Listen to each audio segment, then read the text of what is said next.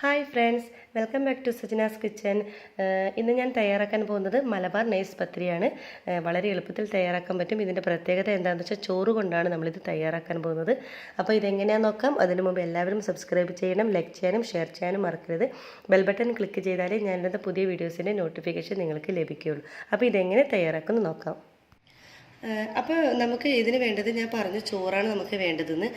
അപ്പോൾ ഞാനിപ്പോൾ 2 കപ്പ് ചോറ് എടുത്തിട്ടുണ്ട്. അതിന് അരക്കപ്പ് തേങ്ങാപ്പാൽ, ഒന്നാം പാൽ തേങ്ങയുടെ അത് ഒഴിച്ചിട്ട് നന്നായിട്ട് പേസ്റ്റ് രൂപത്തിൽ അടിച്ചെടുത്തതാണ്. ഇനി ഇതിനാവശ്യത്തിന് കുറച്ച് ഉപ്പ് ചേർത്തിട്ടുണ്ട്. അതിനുശേഷം നമ്മൾ അടിച്ചത് ആവശ്യത്തിന് നമുക്കിനി അരിപ്പൊടി ചേർത്ത് കൊടുക്കാം.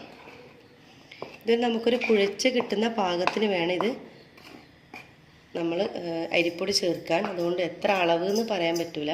നമ്മൾ എടുക്കുന്ന ചോറിൻ്റെ അനുസരിച്ചായിരിക്കും നമ്മൾ അരിപ്പൊടി ചേർത്ത് കൊടുക്കേണ്ടത്. ആദ്യം നല്ല ലൂസായിട്ട് ഇതുപോലെ കുഴച്ചെടുക്കാം.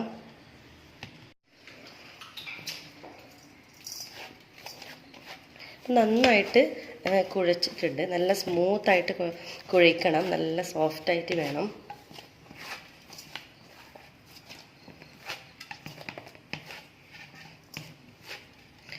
അപ്പോൾ നമ്മുടെ മാവ് ഇവിടെ തയ്യാറായിട്ടുണ്ട്. ഇനി നമുക്കിതൊന്ന് പരത്തിയെടുക്കാം.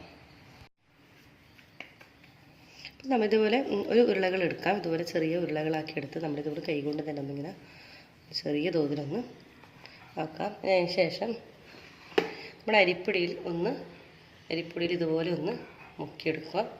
കുറച്ച് അരിപ്പൊടി നമുക്ക് പലകയിൽ ഇട്ട് കൊടുത്ത് നമുക്കിതൊന്ന് പരത്തിയെടുക്കാം.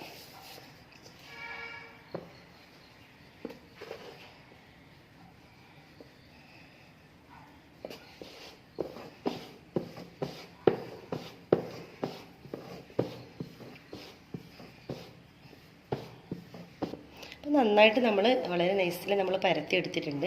നമുക്ക് ഇതുപോലെ തന്നെ നമുക്ക് ചുട്ടെടുക്കാം. ഈ കാണാനൊരു ഷേപ്പ് വേണമെങ്കിൽ നമുക്ക് ഇതുപോലത്തെ ഒരു മൂടി കൊണ്ട് നമുക്കിതൊന്ന് പ്രസ് ചെയ്ത് കൊടുത്താൽ മതി.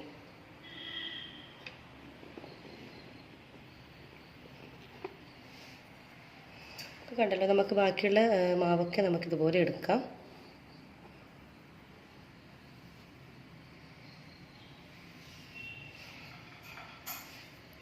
ഇപ്പോൾ കണ്ടല്ലോ, നമ്മുടെ ഒരു നൈസ് പത്തിരി ഇവിടെ തയ്യാറായിട്ടുണ്ട്. കണ്ടോ, ഇതുപോലെ നമുക്ക് ബാക്കി എല്ലാ മാവും ഇതുപോലെ പരത്തിയെടുക്കാം.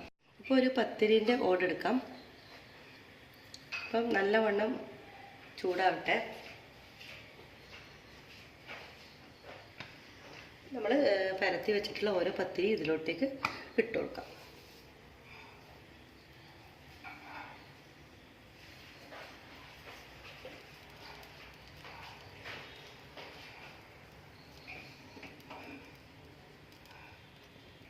ഒന്ന് നമുക്ക് മറിച്ചിട്ട് കൊടുക്കാം. ഇനി നമ്മുടെ പത്തിരി ചെറിയ തോതിലൊന്ന് വേവണം. നമുക്ക് ചെറിയ തോതിൽ നല്ല ബബിൾസായി വന്നിട്ടുണ്ട്. നമുക്കിതൊന്ന് മറിച്ചിട്ട് കൊടുക്കാം.